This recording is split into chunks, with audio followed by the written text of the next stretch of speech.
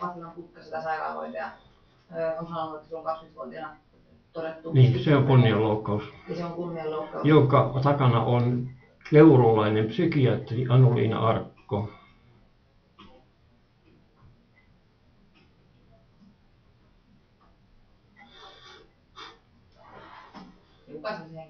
Ja toinen henkilö, tämän Arkon apulainen Mika Pihlaja. Kuka tämä Arkon kunniori? Anuliina Arkko. Anuliina Arkko. Kyllä. Ja sitten toinen henkilö? Mika Pihlaja. Mika Pihlaja.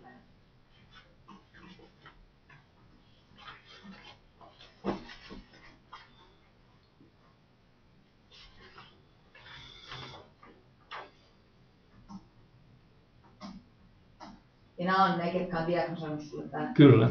Ja se on tapahtunut vuonna 2022 syyskuulla, 14. syyskuuta 2022 he tekivät tällaisen diagnoosin. Skitsofrenia. Paranoidinen skitsofrenia. Eli minä puhun täysin paskaa ja olen täysin irti todellisuudesta. Että mitään sitä, mitä nyt sinulle tässä nyt kerron, niin ei se ole mitään totta. Se on ihan täyttä harhaa. Mutta hän on elänyt minun kanssa 16 vuotta ja matkustanut isolla moottoripyörällä Afrikassa. Ja hän sanoo, että hän ei ole koskaan havainnut minussa mitään mielenterveyshäiriötä. I told that you have never noticed me any mental disorder in 16 years. Yeah. And this he's ready to say in court. Joo, ja onko hän tulossa mukaan siinä käräjällä? Hän on tulossa mukaan.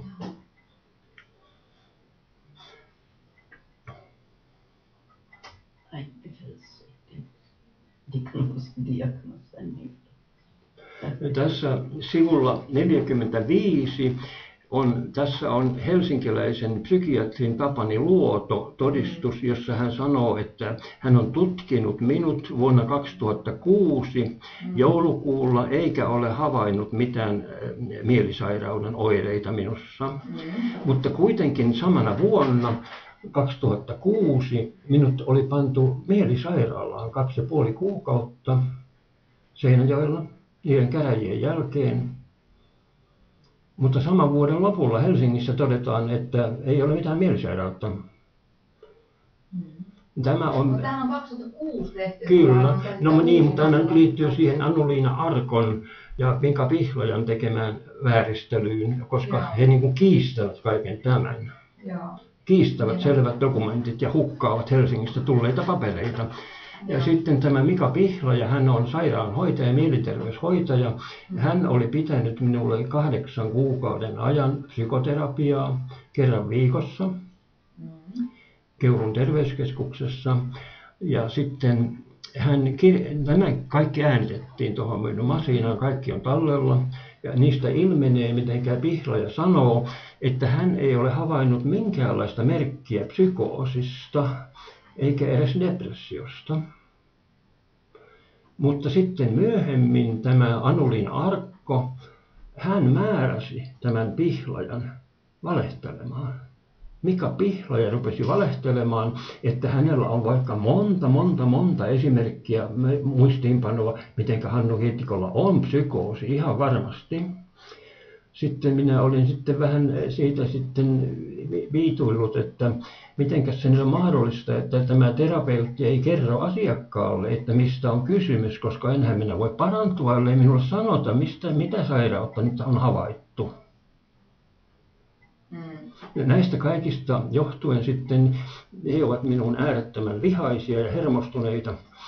Viime syksynä 3. päivä syyskuuta meidän kotiin ryntäsi 2 poliisia kovalla paukkeella, vaurioittivat ulko-ovea. He halusivat takavarikoida hänen tietokoneensa. Että he väittivät, että siellä on todisteet mielisairaasta rikollisesta ajattelusta. Nyt on mennyt vuosi, eikä komissaari Aaltio ole vaivautunut ollenkaan kertomaan, että no mitäs kuule sä löysit sieltä tietokoneesta. Aina vaan uusia käräjiä aloitellaan ja tehdään kansainvälisiä etsintäkuulutuksia. virkamiesväkivaltaa. Minä olen vaatinut Kari Aaltion viraltapanoa.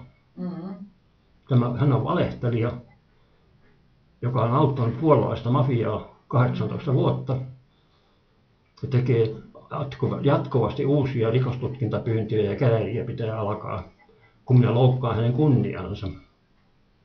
Hän on väittänyt suoraan äänittimen päällä ollen, Hannu Hietikko varmasti on mielisairas. Komissaario Kari Aaltio Keuruulla. Joo. Itse asiassa sanon tässä nyt äänittimen päällä ollen, että varsinaisesti tämä ei ole hänen syynsä.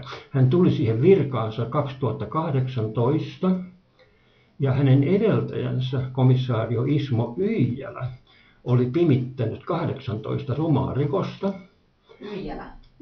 Ismo Yijälä on aloittanut tämän koko paskan.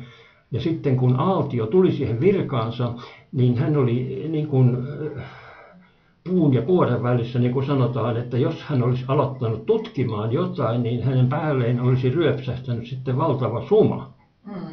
Että hän on hyvin hermostunut ja kiusaantunut. Meidän kaikki keskustelut on äänitetty. Noin 50 kappaletta on keskustelu Hietikon ja Aaltion kesken. Ja niissä kaikissa on erittäin ystävällinen ja toverillinen sävy. Me emme olleet riidoissa alun perin ollenkaan, vaan hän yritti niin kuin minua ymmärtää. Ja mä kerran kesällä vahingossa soitin sille kello 10 illalla, kun mä luulin, että on kello aamulla 10. Mä soitin hänelle kotiin. Tämä Aaltio sanoi, että mä sitten pahoittelin, että no voi hyvänen aika, että miten mä häiritsen sua kotiin kello 10 illalla. Ja hän sanoi, ei se kuule mitään, että voidaanhan me jutella. Eli meidän suhteet oli tämmöisiä. Mutta sitten kun tämä on kiristynyt tämä tilanne, niin sitten hän on hermostunut ja hikeentynyt ja suuttunut. Tavallaan mä ymmärrän häntä. Niin tämä nyt tuli todetuksi tässä äänittimen päällä ollen. Mä haluaisin lähettää tämän äänitteen sinulle sähköpostissa, jos sopii. Mä en tarvitse sitä, mä oon kirjoittanut juttuja tänne. Niin, no täydentävänä lausumana. No me pyydetään se sitten erikseen, jos tarvitaan. No niin, selvä. Toistaiseksi pärjätään näillä. Mutta kuitenkin tämä suullinen selvitys aina on selkeämpi kuin kirjallinen lausunto. Joo, me ei vaan voida ottaa niin määränsä enempää tässä nyt. Jos mä otan nuo kaikki sun laputkin tämän kopioimassa tuosta, niin se riittää varmasti. Joo, kyllä näistä selviää tämä asia. Paremmin kuin hyvin. Näistä selviää koko asia, ja kuten sanoin, niin nämä on menossa Strasbourgiin ja tämä asia käsitellään kansainvälisessä oikeudessa. Joo, siinä on semmoinen juttu, kun... Jos ne käsitellään kansainvälisessä oikeudessa, niin miksi haluat ilmoittaa aina Suomessa meille? Koska Suomessa on tapahtunut rikoksia. Okay. Enkä mä vielä tiedä, ottaako ne vastaan sen, se on kysymysmerkki. Niin, että ei ole päätetty sitäkään istuntoa vielä? Ei, kun se on vasta lähdössä sinne. Okei. Okay.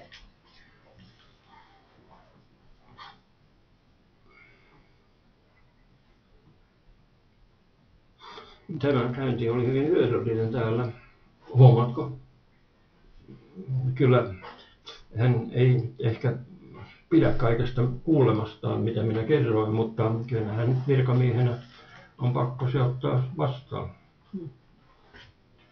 Että mihinkä niitä papereita häviää.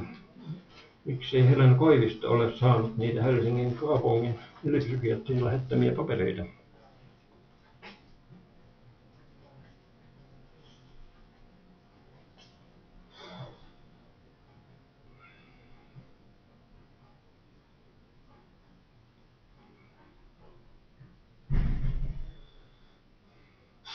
Minä sanon tässä nyt äänitteellä sinulle, hän on poissa, mutta kaiken tämän koko sotkun takana on se, että minun vaimoni Violetta Sarnaviekin isä oli pantu 5-vuotiaana Saksan natsien ylläpitämään kouluun sodan aikana, ja puolalaisia lapsia hakattiin nyrkillä ja kepillä päähän, rikottiin aivoissa olevat mantelitummalisäkkeet. Natsit tiesivät, että kun tehdään näin, niin tämmöinen lapsi on koko ikänsä omaa tahtoa vailla oleva semmoinen auktoriteetteja kuunteleva tahdoton lälly. Ja sitten tämä mies, Violetta oli hänen esikoisensa, niin tälle Violetalle ja minun vaimolleni oli tehty kotonansa sama. varhaislapsuudesta 16-vuotiaaksi asti oli hakattu nyrkillä päähän kotonansa, kun tämä isukki, isänsä, niin kuin purkasi omaa stressireaktiotaan ja teki tämmöistä sosiodraamaa avuttomalle lapselle. Ja sitten tähän johtuen hän on ollut kyvytön puolustamaan itseään ja omaisuuttaan ja omaa lastaan, koska hän oli lapsena niin pahasti vammautettu. Ja sitten kun hän pyysi psykoterapiaa Suomessa, että hän olisi uskaltanut tehdä lapsen, niin Kelasta sanottiin, että Kela ei maksa kalliita terapioita kaiken maailman venäläisille. Ja tästä diskriminoinnista johtuen sitten hän tappoi abortilla meidän esikoisemme Porvoossa ja lupasi tehdä lapsen, jos muuttaisimme Puolaan, jossa hän saisi psykoterapiaa edullisesti omalla kielellään. Mutta sitten kun sinne Puolaan mentiin, tapahtui semmoinen virhe, että hän alkaisi käydä liian monissa kaikenlaisissa terapioissa, New Age-hömppäterapioissa, jossa 3 yhtä aikaa, jossa hänen päänsä pantiin aivan sekaisinsa. Siellä Puolassa, kun hänellä oli hyvä pätevä psykoterapeutti Marius Poder, mutta hän oli mies, eikä hän uskaltanut tälle miehelle puhua. Hän kävi kaikenlaisten ämmien, semmoisten itseoppineiden New Age-terapeuttien terapioissa. Hän sitten juoksi ja meni aivan lopullisesti sekaisin. Sen jälkeen hän sitten kidnappasi lapsen Suomeen ja valehteli oikeudessa, mitenkä Hannu Helikko on aivan mielisairas. Vielä tähän asiaan liittyen tässä... Olisi ihan sekunti, mä käyn oikein vielä noin tavaralaput päällä.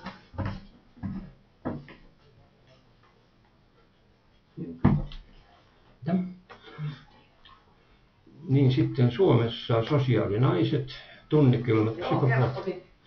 Niin, tässä kävi sitten vielä niin, että mistä tämä oikeastaan kaikki johtuu, että tämä minun ex-vaimoni, tämä puolalainen Violetta Sarnoviak, niin hän oli lapsuudessaan joutunut kovan perheväkivallan alaiseksi. Hänen isänsä oli pantu sodan aikaan natsien ylläpitämään kouluun, jossa puolalaislapsia oli hakattu nyrkillä ja kepillä päähän, tarkoituksena rikkoa aivoissa olevat mantelituman-lisäkkeet, että saadaan pois puolalainen uppiniskaisuus. Ja semmoiset ihmiset ovat koko ikänsä auktoriteettien vallan alaisia. Sitten kun hän tuli Suomeen vuonna 1987, hän oli hyvin koulutettu diplomi-insinööri, arkkitehti, ja hänen työnantajansa Arne Launus Porvoossa olisi mielellään hänet pitänyt, mutta hän sanoi tämä Launus, että meidän välille tulee saatanallinen jännite, koska tämä pelkäsi tätä omaa esimiestään, samaisesti sen omaa väkivaltaiseen isäänsä. Ja sitten kun olisi pitänyt saada psykoterapiaa, niin Kelasta sanottiin 80-luvun lopulla näin, että me emme kustanna kalliita hoitoja kaiken maailman venäläisille. Rankkaa diskriminointia Kelan taholta, jonka johdosta hän sitten, kun tuli raskaaksi, hän abortoi meidän esikoisemme Porvoossa. Hän sanoi, että jos minä teen lapsen ennen kuin saan psykoterapiaa, meidän elämästämme tulisi helvetti. Sitten hän sanoi, että jos me muutamme Puolaan, siellä hän saisi hoitoa omalla kielellään edullisesti ja siellä hän voisi tehdä lapsen. Mutta sitten kun mentiin sinne Puolaan, se oli vuonna 1998 ja investoitiin sinne kaikki minun omaisuuteni, 3 asuntoa Helsingin keskustassa ja uusi omakotitalo Porvoossa 1,5 miljoonaa, niin sitten kidnappattiin lapsi Suomeen ja valehdeltiin oikeudessa, että Hannu Hietikko on aivan mielisairas. Ja sitten tämä Kela on syyllistynyt vakavaan diskriminointiin, syrjintään. Euroopan unionin ihmisoikeussopimus kieltää kaikenlaisen syrjinnän kansallisuuden perusteella. Estetään tätä hyvin koulutettua 27-vuotiaista naista saamasta tarvittavaa hoitoa, jota hänen esimiehensä pyysi. Että kun ei sitä anneta kaiken maailman venäläisille. Ja tästä asiasta johtuen minä olen tehnyt useita tutkimuspyyntöjä Kelaan. Aikaisempi pääjohtaja Elli Aaltonen, hän vastasi minulle sähköpostissa, josta on todiste varmasti Kelassa. Hän kirjoitti lyhyesti, minä panen tämän asian tutkittavaksi. Mutta sitten ei mitään tapahtunut. Minä kysyin seuraajaltaan Outi Antilalta moneen kertaan, että kauankohan se tutkimus mahtaa vielä kestää. Ei mitään vastausta. Sitten Keuruussa on semmoinen kuin Kaisu Vuorinen. Hänen kanssaan minä kävin pari vuotta sitten ja myöskin viime kesänä pitkän keskustelun, joka sekin äänitettiin. Niin mä selvitin hänelle koko tämän tilanteen, mitä minä sinullekin kerroin hyvin seikkaperäisesti. Ja hän kauhistui tätä kuulemaansa ja sanoi, että kyllä tämä täytyy selvittää, että ei sitä voida jättää selvittämättä. Sanoi tämä Kaisu Vuorinen. Nyt hän on jäänyt eläkkeelle, siellä Keuruun Kelassa on henkilö nimellä Riikka. Minä kuukausi sitten hänelle kerroin tästä asiasta, että pitäisi panna Kela vastaamaan tästä rasistisesta diskriminoinnista ja sen seuraamuksista. Niin tämä Riikka sitten sanoi, että minun pitää itse se sinne Kelaan kirjoittaa. Ja kun minä olen kirjoittanut lukemattomia kertoja ja kukaan vastaa, niin nyt minä sitten olen vaatinut, että potilasasiamies Tuija Noronen Jyväskylästä on velvollinen tämän jutun selvittämään Kelan kanssa, että mitäs tuli tehtyä. Hyvä, että olet ollut yhteydessä.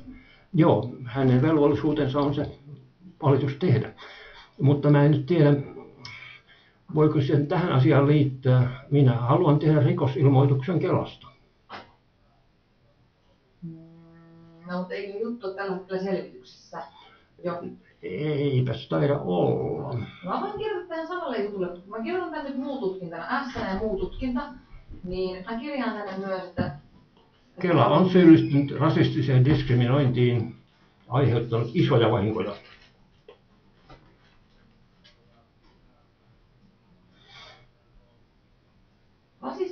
Rasistiseen diskriminointiin? Kyllä.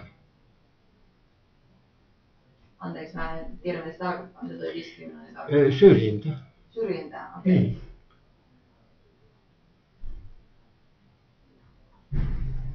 Niin. Siihen aikaan vielä 80-luvulla Suomessa oli yleinen tämä syrjintä. Niin, syrjintä. No, se on nyt tapahtunut viimeksi ihan hiljattain, koska kieltäydyttiin vastaanottamasta tätä valitusta. Kuukausi sitten Keuruun Kelassa oleva virkailija ei halunnut ottaa vastaan tätä tutkintapyyntöä. Ja miksi on rasistista syrjintää? Se perustuu kansallisuuteen, että kun hän on puolalainen. Niin he ei suostunut ottaa sitä puolalaista asiakasta vastaan? Niin, silloin alun perin ja nyt tässä kuukausi sitten Kelan virkailija kieltäytyi ottamasta vastaan tutkintapyyntöä. Niin, mutta miksi se oli rasistista? Sen takia, kun se perustui kansallisuuteen. Niin, mutta perusteliko se sillä, että koska hän on puolalainen? Niin no näin se on alun perin Kelassa selitetty. Ja tästä tämän lausunnon antajan veli, varatuomari Aimo Lahdelma, Helsingin kristilliset lakimiehet, hän sanoi näin, kun hän kuuli tästä asiasta, että vain niin, minä olen aina tiennyt, että minun sisareni on täysiverinen rasisti.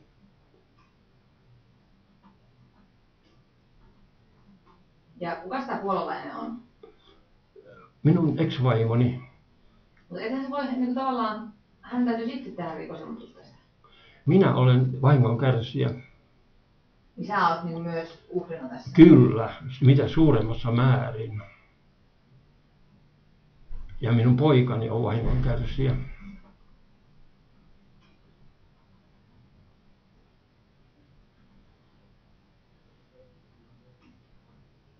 Mikäs sun ex-vaimon nimi on? Violetta Sarnoviak, tuplaveellä Viak. Onko se kirjoittaa? Kyllä. Kirjoittaa sitten. Tosta näin. Joo.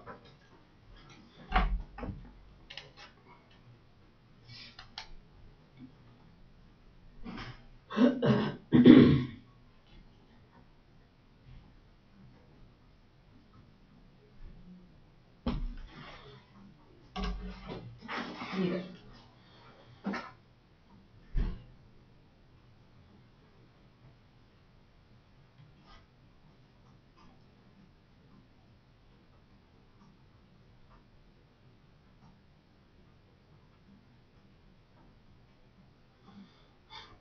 tämän Kelan rasismin takia hän ei päässyt irti oman äitinsä semmoisesta liekanarusta. Tämä nainen on psykopaattisluonteinen tunnekylmä hirviö, joka ei kertaakaan puolustanut omaa lastaan, kun tämä isänsä pieksi avutonta lasta kotonaan. Tämä rouva katseli nenä pystyssä toiseen suuntaan, ajatteli, että on lapsen edun mukaista hakata paha luonne pois varhaisessa vaiheessa. Eli tämä Violetta Sarnowiek on ollut lapsuudessaan kiduttamisen uhri. Ja niissä kirjeissä, mikä on siellä, niin siellä on hänen omakätinen kirje, jonka hän on kirjoittanut Jämsän poliisille, Arto Koivumäelle. Hän on minun veljeni poika. Ja tässä kirjeessä hän sanoo, että minua on lapsena julmasti kidutettu ja Hannu on joutunut tässä kovasti kärsimään. Hannuakin on kidutettu. Eli hän myöntää, että minua on kidutettu. Ja myös poika on kidutettu, koska kun poika sanoi vielä 6-vuotiaana, että isi on minun paras kaverini, niin sitten ei anneta lainkaan nähdä omaa isänsä. Se on kiduttamista, miesidentiteetin vaurioittamista.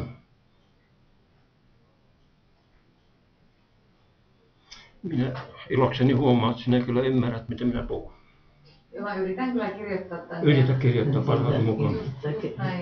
Mutta olisiko palaveri nyt päättynyt vai allekirjoittaako jotain? Ei tarvitse mitään allekirjoitella. Mä oon tänne kirjoitellut ja sun ollaan sitten tutkijat yhteydessä. Joo. Jos tulee sellainen tilanne, että tarvii olla yhteydessä. Kyllä, minä vastaan kysymyksiin mielelläni.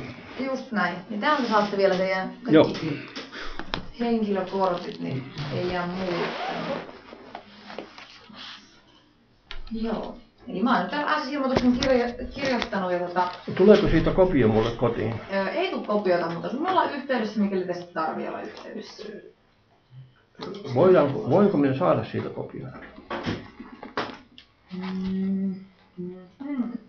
Mielelläni ottaisin siitä kopion. Ja minun osoite. Näkyykö minun osoite siellä teidän tiedostoissa? Joo, näkyy, jos se joku oikein sitä. Tulostan sulle tämän lappusen tästä, mutta täällä näkyy sun osoitteena.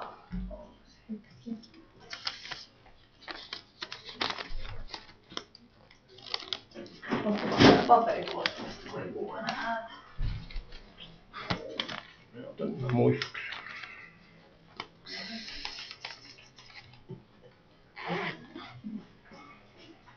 Se sammuu.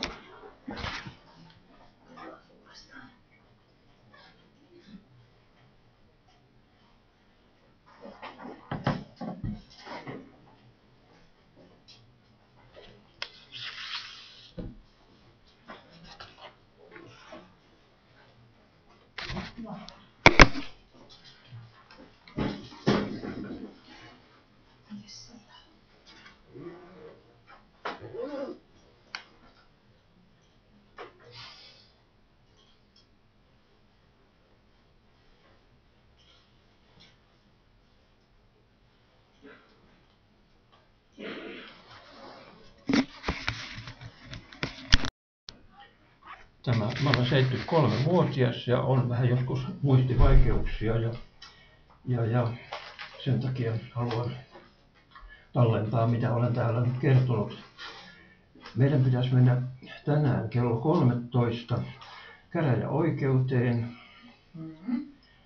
ja minua syytetään ilkivallasta viranomaisia kohtaan ja vaaditaan sakkoa. Siinä on oikeusapupäätös, että Lahden oikeusaputoimisto ei halua antaa apua, koska he katsovat, että asia on niin vähäinen, eikä siihen liity mitään seurannaisjuttuja, mitä siellä lukee. Mutta tuo on nyt vähän väärä tieto, koska on seurannaisvaikutuksia tästä samasta asiasta. Minut ja hänet pidätettiin 27. päivä heinäkuuta Helsingissä. Komisario Aaltio Keuruulta ja Jämsän komisario yhteistuumin olivat pyytäneet tekemään meistä kansainvälisen etsintäkuulutuksen. Ja meidät satamassa pidätettiin, kun me olimme tulossa Saksan Düsseldorfista. olimme siellä pyytämässä apua sosiaalitoimistosta ja poliisilta. Tämä on erittäin vakava, pitkään kestänyt rikossarja. Ja kun hän sanoo, siellä sanotaan, ettei siihen liity mitään sen kummempaa, että kyseessä on pieni juttu, niin tämä komisario Aaltio, hän oli vaatinut minulta 10 000 euroa oman kunniansa loukkaamisen takia. Ja myöskin Keuruun kirjaston viranomaiset olivat pyytäneet isoja korvausvaatimuksia, että minä olen heidänkin kunniansa loukannut, vaikka minä kyseisiä ihmisiä tunne, enkä ole heistä mitään sanonut ikinä. Siis jos sä oot tyytymätön tähän päätökseen, että sä et saa oikeusapua, niin täällä lukee ohjeet, että... Joo, ei nyt mennä siihen, koska nyt ne kädet... antaa siihen, että jos joo, antaa olla sen, mutta teen ilmoituksen näihin muihin asioihin liittyvistä jutuista, että mistä tässä nyt on kysymys, että minkä takia komisaari Aaltio vaatii minulta 10 000 kunnianloukkauksesta. Jäähän tämmöisen käräjäoikeuteen selvittämään tätä asiaa. Kyllä, mutta nyt miksi mä tässä nyt tulen tänne tekemään ilmoitusta, on konkreetti syy, että minun lapseni, mä en ole saanut nähdä omaa lastani 17 vuoteen. Hän asui 4 ensimmäistä elinvuottaan Puolassa. Olin siellä naimisissa ja investoin sinne omaisuuteni. Hänet kidnappattiin apua huutavana Suomeen, Keuruulle. Ja sitten ei ole ollenkaan sallittu nähdä omaa lastani lainkaan, koska Keuruun sosiaaliviranomaiset väittävät, että minä olen täysin mielisairas henkilö. Niin, ja sitten minä asuin aikaisemmin Helsingissä, ja Helsingin kaupungin ylipsykiatri Martti Kuokkanen oli minut tutkinut ja todennut, että minä ole mielisairas millään lailla, että tämä on täyttä paskaa. Niin sieltä sitten Helsingin kaupungin terveystietohallinnon Anna Heikkinen lähetti tästä kirjalliset dokumentit Helsingistä Keuruun sosiaalivirastoon. Mutta siellä ollut Helena Koivisto, sosiaalivirkailija, on hävittänyt ne paperit. Että hän on hävittänyt nämä dokumentit, koska ne ei ollenkaan sovi siihen, mitä Keuruun sosiaalitoimi väittää. Joo. Tästä nyt on kysymys, että viranomaiset eivät voi hävittää saamia dokumentteja. Keuruun perheohjaaja, koordinaattori Hanna Niinilampi sanoi minulle tästä asiasta, että kun ne on sieltä Helsingistä lähetetty ne paperit, niin kyllä niiden on pakko olla siellä sosiaalitoimistossa. Ei ne voi ilmaan häipyä. Ihan pieni katko, olisi mun kollega laittaa tästä viestiä.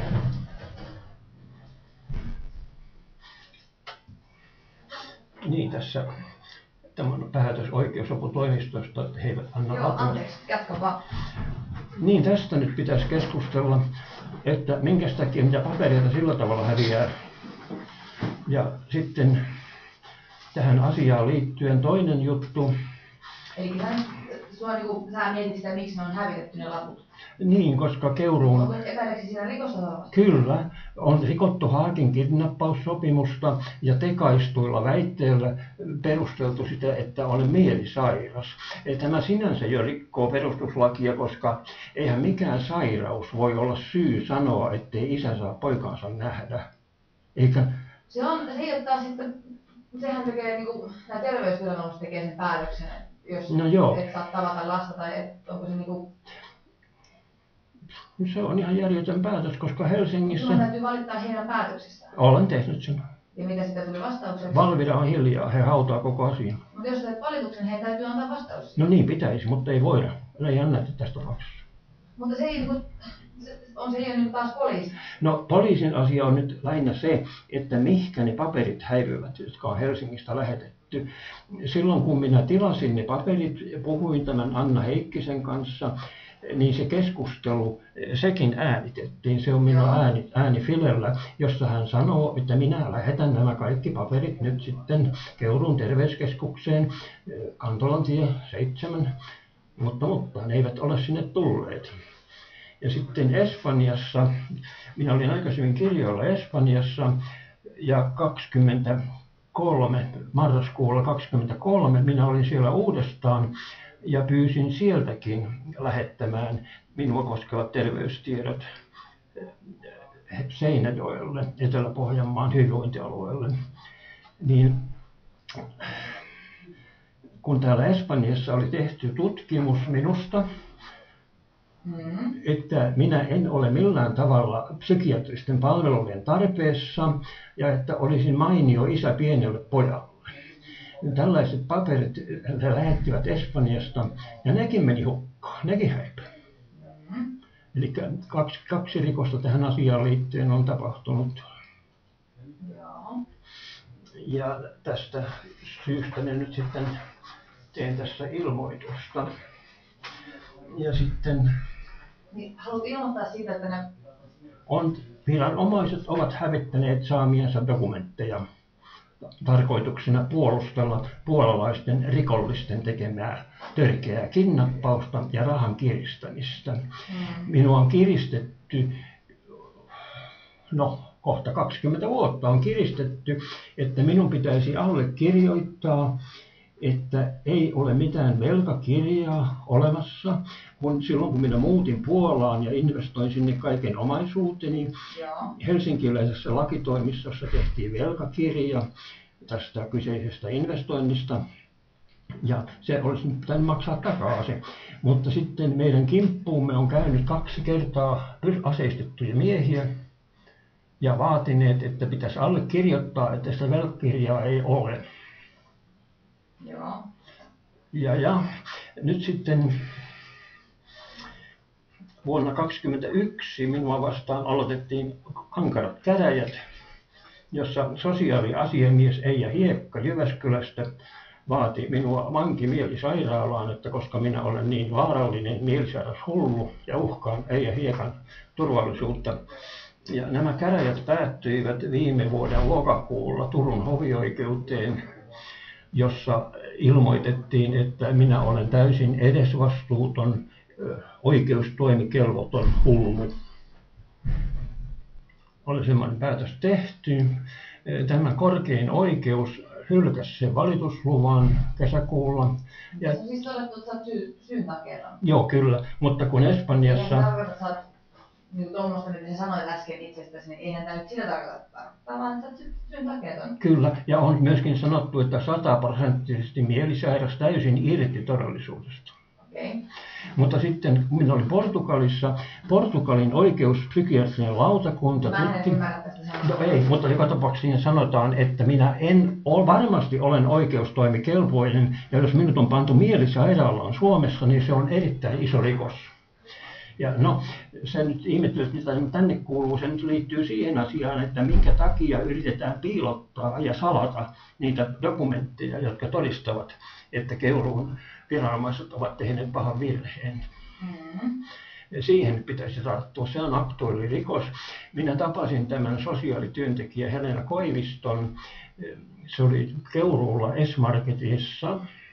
Ja tämän äänittimen päällä ollen minä kysyin häneltä, että onko tosiaankin niin, että sinulla ei ole niitä todistuksia, mitkä on Helsingistä lähetetty. Hän sanoi äänittimen päällä, minä en ole koskaan niitä nähnyt. Okay. Siitä on siis todisteäänifilmi. Mutta Keuruun perheohjaaja Niinilampi sanoi, että kyllä ne on siellä oltava. Ja myöskin tämä Niinilampi sanoi tietävänsä, että nämä Espanjasta lähetetyt paperit, hän sanoi tietävänsä, että ne on hävitetty. Seinäjokiset ovat hävittäneet, koska he pitivät minua mielisairaalassa 2,5 kuukautta, jonka aikana tehtiin seksuaalista väkivaltaa huumatulle potilaalle. Tästä asiasta on komisario Aaltiolle tehty ilmoitus, ja hän sanoi silloin, että näissä seksuaalirikosasioissa on vanhenemisaika pitkä ja se on vieläkin aktuelli, ja että Hietikko on antanut riittävän selvät yksilöidyt perusteet tälle asialle, ja että se pitäisi mennä oikeuteen, mutta sitä ei sitten pantu syyttäjälle ollenkaan. Vaiettiin kuoliaaksi. Useita rumia rikoksia on vaiettu kuoliaaksi ja piilotellaan dokumentteja. Tämä paperi tässä on Puolan oikeuspsykiatrinen lautakunta on todistanut, että Hannu Hietikko ei ole millään tavalla psyykkisesti sairas. Ja tässä alareunassa on Tikkurilan Diakor psykiatri Iiris Keränen samana vuonna 2005 ilmoitti, että Hietikko ei ole mielisairas, mutta kuitenkin samana vuonna minut oli pantu mielisairaalaan 2,5 kuukautta. Joo. Helsingin käräjäoikeudessa oli huoltajuuskäräjät ja niillä käräjillä minun puolalainen vaimoni todisti, että koko ajan, kun meillä on 18 vuotta olleet yhdessä, niin Hannu Hietikko on ollut täysin järjetön mielisairas. Ja sitten sen jälkeen minut pidätti 7 poliisia ja veivät mielisairaalaan 2,5 kuukautta. Sen jälkeen sairaalan ylilääkäri Antero Lassila kirjoitti todistuksen, että ei ole havaittu mitään syytä, miksi Hietikkoa pitäisi pitää mielisairaalassa, että hän on rauhallinen ja hyvin käyttäytyvä mies. Mutta sitten kun minä hänelle myöhemmin sitten kirjoittelin e-maileja tuolle Antero Lassilalle, että kerron nyt kuule Antero, että minkä takia mua siellä niin kauan pidettiin, kun sä itse todistat, ettei siinä ollut mitään syytä. Hän suuttui helvetisti ja rupesi uhoamaan, että jos et sä pidä suutas kiinni, niin sut pidätetään uudestaan. Minun asunnossani oli siihen aikaan neurobiologian dosentti Petri Luoma ja näki nämä e-mailit ja ihmetteli, että onhan nyt perkelemoista touhua. No, jos taas mennään tähän päivään ja tämän hetkiseen tilanteeseen, mennään siihen, että minkä takia se Keuruun sosiaalitoimi piilottelee niitä dokumentteja. Ja nyt kun minä menen käräjille vastaamaan ilkivallasta, niin komissaario Aaltio on erittäin suuttunut ja vaatii sakkoja, koska minä olen häntä vähän häirinnyt. Tässä on aluesyyttäjä Siina Simolan tekemä päätös jättää tutkimatta esitutkinta toimittamisesta päätös, kun minun asuntooni hyökkäsi iltamyöhäisellä jämsäläinen iso mies Kari Hakala ja orasti minun omaisuuttani ja ajoi minut metsään avojaloin. Ja sitten tästä tein sitten ilmoituksen kotirauhan häirinnästä ja ryöstöstä. Niin komissaario Aaltio rupesi väittämään, että ei, sä et ole ollut kirjoilla siellä asunnossa siihen aikaan. Ei. Ja ettei siinä ollut sopimuksessa, ei ollut päivämäärää, tässä vuokrasopimuksessa ei ollut päivämäärää. Mutta sitten kun minä valitin aluesyyttäjä Simolalle, niin hänkin rupesi valehtelemaan, että joo, et ole ollut kirjoilla siinä asunnossa, et varmasti ole ollut. Mutta hän sanoi sitten, että voit valittaa eduskunnan oikeusasiamiehelle kyllä. Ja tässä on todiste, eduskunnan oikeusasiamies sitten vastasi myöskin, rupesi valehtelemaan, että et ole ollut kirjoilla siinä, et ole kyseisenä päivänä 3.7. Mutta tässä on digiviraston ote, jossa lukee tuolla, että minä olen ollut kirjoilla siinä kyseisessä osoitteessa. Eli komissaario Aaltio ja Siina Simola ja eduskunnan oikeusasiamies, kaikki 3 valehtelevat. Joo. Ja tämän takia minä nyt menen käräjäoikeuteen sitten, kun minä olen harjoittanut ilkivaltaa, kun minä olen häirinnyt viranomaisia niin kamalalla tavalla hyvin alkaa. Joo. No, mutta käräjäoikeuden tuomarina sitten... Kyllä, minä kerron... varmasti niin lausumaan omankin näkemyksensä tästä asiasta. No viimeksi, kun minä olin käräjäoikeudessa Jyväskylässä, niin siellä minun ei annettu sanoa mitään, käskettiin pitää suu kiinni, kun minua syytettiin mielisairaaksi. Ja sitten tehtiin päätös, että minä en saa koskaan nähdä omaa poikaani, että kun minä olen niin mielisairas. Minkä ikäinen sun poika on? Hän on nyt 24 jo. No, hänhän on täysikäinen ja hän saa itse päättää. No kyllä joo, mutta hänet on niin peloteltu ja kaikenlaisilla mielisairasjutuilla. Hän on 6-vuotiaasta. 6-vuotiaana hän vielä sanoi, että isi on minun paras kaverini ja minä sairastun, ellen saa elää isin kanssa ja palata kotiini Puolaan. No siellä käräjäoikeudessa sitten asianajaja Ari Kuukka, hänellä oli salkussaan 5 psykiatrin lausunnot, jossa sanottiin, että Hannu Hietikko ei ole mielisairas. Mutta hän ei näyttänyt niitä ollenkaan.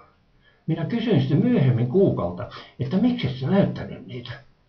Hän katseli kengän kärkiään, se oli niin kuin häntänsä pieni koira, ja sanoi, mutisi, että kun niin oli asiasta sovittu. Eli oli pidetty ennalta sovitut käräjät Jyväskylässä.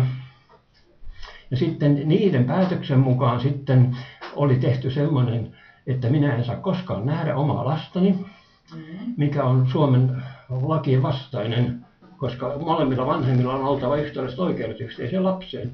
Vuonna 2018 minä ja tämä marokkolainen vaimoni menimme Keuruun kaupungintalolle. Poika oli silloin vielä alaikäinen, 17. Niin pyysimme, että kyllä meidän pitäisi saada tavata yhteinen perillisemme. Alisa Veistämö heilutteli meidän edessä semmoista paksua paperinippua ja sanoi, että Jyväskylän käräjäoikeudessa on tehty päätös, että me emme saa koskaan tavata tätä lasta. Joo. No se on täysin lainvastainen. Eihän sellaista voida. Mutta siis nykypäivänähän sä voit päästä tapaamaan häntä. En voi, koska osoite on salainen ja puhelin on salainen. Okei, no mutta sehän on hän on täysikäinen ihminen, hän silloin itse. Joo, mutta hän on joutunut väkivallan kohteeksi, häntä on peloteltu ja esimerkiksi opintotukien poistamisilla ja muilla etuuksilla, että jos hän ei tee, hän soitti minulle yhden kerran vuonna 2018 ja hän sanoi silloin, että me emme voi tavata, koska hänen on noudatettava määräyksiä. Hänelle on annettu viranomaismääräyksiä. No sitten kun minä pyysin sitten myöhemmin Alisa Veistämöä, perusturvaohjaajaa, että pitäisi saada kopiot niistä papereista, että mitä se heilutteli silloin, niin sitten ilmoitettiin, että ne on hävinnyt johonkin ne paperit. Niitä ei ole olemassakaan enää. Nyt Tuija Noronen on potilasasiamies Jyväskylässä, jonka velvollisuus on auttaa tällaisen terveyteen liittyvien kuprujen selvittämisessä. Ja hänen pitäisi nyt sitten ottaa selville, että mihinkä nämä kaikki paperit oikein on hävinnyt. Ja kysymys on rikoksesta. Rikoksesta on kysymys. Elikkä tuossa, mä en tiedä onko tästä keskustelun syytä pitemmälle jatkaa, mutta siis minä vaadin tekemään rikostutkinnon näistä hävinneistä papereista. Mä kirjaan tästä ilmoituksen, S-ilmoituksen, että muu tutkinta, että selvitetään tätä asiaa. Ja mä kirjaan aika lyhyesti, mutta mä kirjaan tänne, että mitä olet kertonut. Joo. Sitten jos sulla on jotain dokumenttia, mitä sä haluat toimittaa poliisille, mä voin ottaa semmosia vastaan. Voitko ottaa? Joo, tietysti voin ottaa. No niin, tässä on. Mutta mä otan sitten kopiot silleen, että niitä ei välttämättä palauteta sulle. Kopioita? Niin, mä otan sitten mieluummin kopiota, jos tarvitset takaisin ne laput, niin siinä tapauksessa mä otan kopiot niistä kaikista. Joo, nämä paperit on menossa Strasbourgin oikeuteen ja niitä minä nyt en voi tänne jättää, mutta kopiot toki voit ottaa. Tarvitsetko niistä kaikista ottaa? Kyllä, nämä on kaikki kuuluu siihen asiaan. Okay. Tämä on erittäin vakava rikos, jonka yhteydessä on tapahtunut 3 murhaa. No mikä tapahtuma-aikaväli on tässä? Tapahtuma-aika, jolloin Helena Koivisto väitti, ettei hän ole saanut niitä papereita. Se oli viime viikon 4. päivä lokakuuta. No eli 40.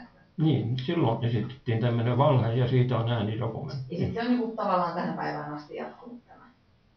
No tämä on alkanut vuonna 2006, eli 19 vuotta sitten tapahtui tämä kidnappaus ja kaikenlainen vääristely ja viranomaisväkivalta. Onko tehnyt aikaisemmin näistä rikosilmoitusta? Joo, siellä on jätetty 3 rikosilmoitusta. Yksi on tehty komisario Aaltiota kohtaan. Joo, koska mehän ei voida tehdä samasta enää. Että jos siitä on tehty jo rikosilmoitus, niin mehän ei voida tehdä samasta aiheesta uutta. No se Aaltiota kohtaan se on siellä. Joo, se on, joo, me puhutaan näistä sosiaalitoimista. Joo, onko niistä tehnyt rikosilmoitus? Mitä? Onko tehnyt niistä rikosilmoitus? En ole. Noniin. Sitä mä oon täällä nyt tekemässä. Joo, noniin, just näin. Pysytään siinä, niin sitten mä en. Minulla oli niin paljon asiaa, ja sitten toinen rikosilmoitus on, hän on tehnyt, Melika Ramous on tehnyt rikosilmoituksen tästä puolalaisesta ex-vaimostani, joka on varastanut minun omaisuutta 1,5 miljoonaa euroa ja kieltäytyy antamasta tämän lainan panttina olevaa maatilaa omalle pojalleen. Eli yrittää omalta lapseltaan varastaa. Ja oliko siis sitten Malika tehnyt tästä? Malika on tehnyt siitä noin 2 kuukautta sitten. Joo, mutta sittenhän se on poliisitutkinnassa, jos se on. No, pitäisi olla, mutta luultavasti se haudataan ja pimitetään. Ja sitten 3. rikostutkintapyyntö olen tehnyt asianajaja Ari Kuukasta. joka jyväskyläläinen asianajaja teki tästä toimeksiannon vuonna 2010, eli 15 vuotta sitten, mutta hän on myöskin hävittänyt hallussaan olevia dokumentteja. Vuonna 2018, kun me tulimme Mänttään, hän väitti puhelimessa, että meillä ei koskaan ole ollut mitään toimeksiantoa, ja hän pyysi tulla hakemaan toimistostaan pois kaikki paperit. Niitä oli 4 arkistolaatikollista. Hänen apulaisensa Ari Toukkari, niminen lakimies, antoi ne kaikki ja sanoi, että Kuukka on määrännyt, että meitä ei saa auttaa. Sitten me veimme pois nämä 4 laatikollista sieltä ja katsoimme, että niiden mukana oli 5 muun hänen toimistonsa asiakkaan erittäin arkaluontoisia tietoja konkursseista ja riidoista ja kaikenlaisista. Niin toisten ihmisten papereita antaa meille ja sitten ne jäi Mänttään ne paperit, koska ihan kohta sen jälkeen hänelle annettiin karkotusmääräys Suomesta. Piti lähteä pois Suomesta ja minua uhattiin pakkohoidolla mielisairaalassa, ellei menisi hänen mukanaan. Ja ne paperit jäi sinne Mänttään. Välikysymys, onko sulla puhelinnumero, mistä sut tavoittaa? On toki. Saan puhelinnumero. Kyllä. Saat varmasti. Minä en mukaan muista sitä, kun minä olen niin vanha ja muisti vähän takailee tuossa ylhäällä tämä se on minun numero. No niin, kiitos. Ja sitten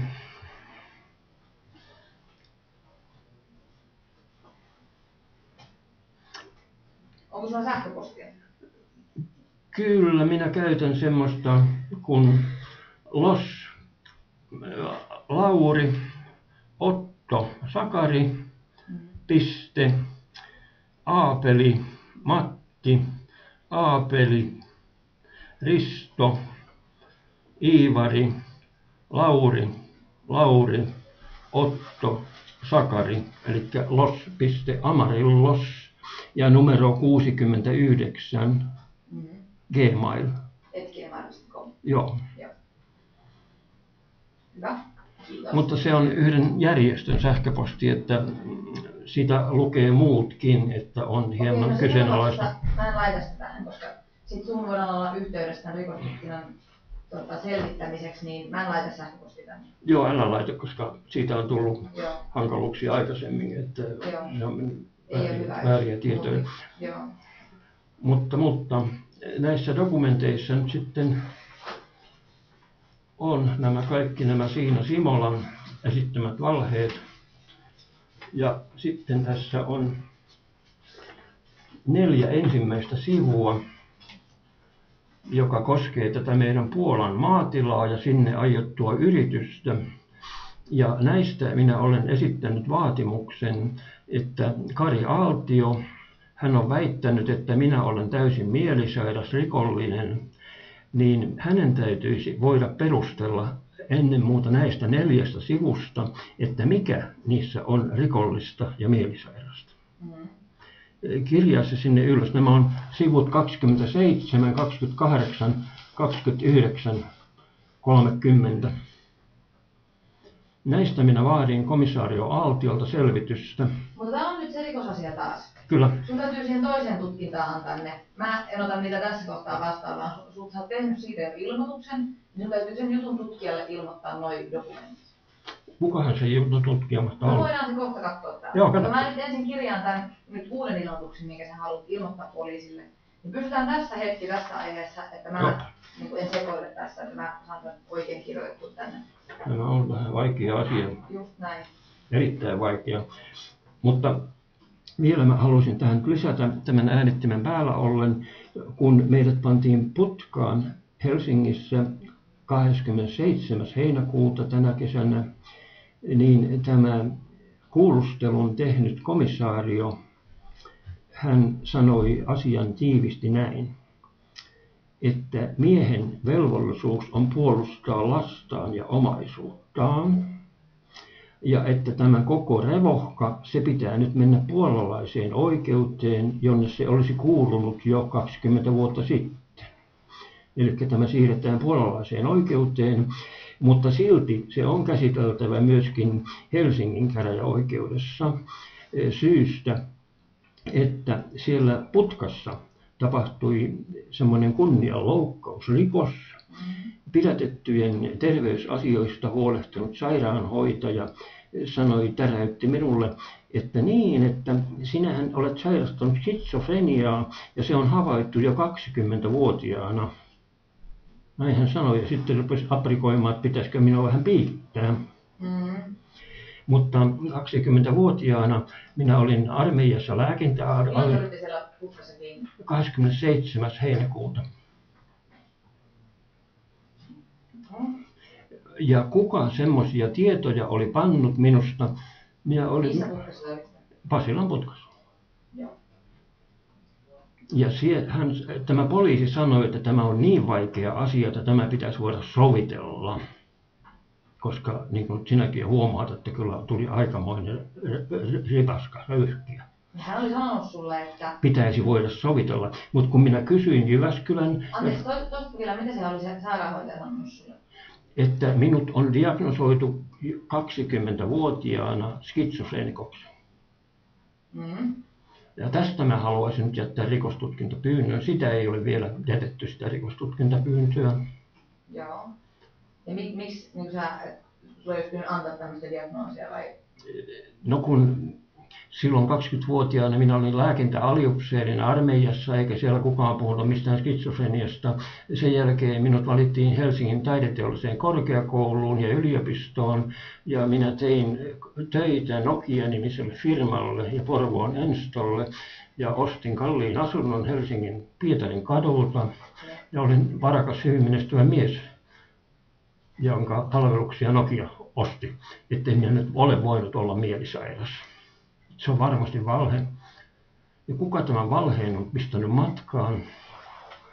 Se on keuruulainen psykiatri Anu-Liina Arkko.